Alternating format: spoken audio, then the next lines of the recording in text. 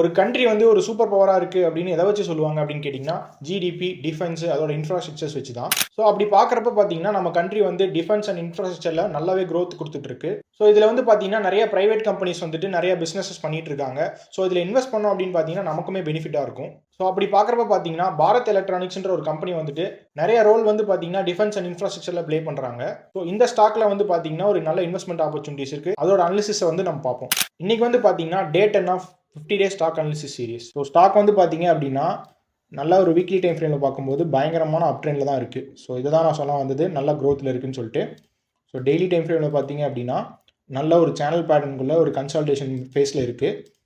So இதுவே 30 மினிட்ஸில் போய் பார்க்கும்போது ஸோ இந்த இடத்துல ஒரு சின்னதாக ஒரு சேனல் பேட்டர்ன் மாதிரி தெரியுதா உங்களுக்கு? ஸோ இந்த இடத்துல ஒரு சின்னதாக ஒரு சேனல் பேட்டர்ன் மாதிரி ஃபார்ம் ஆகிட்டு இருக்கு. ஸோ நம்ம என்ன பண்ணலாம் அப்படின்னு கேட்டிங்கன்னா எய்தர் திரும்ப ஸ்டாக் வந்து இந்த சப்போர்ட் லெவலுக்கு வந்தால் நம்ம வந்துட்டு என்டர் பண்ண பார்க்கலாம்.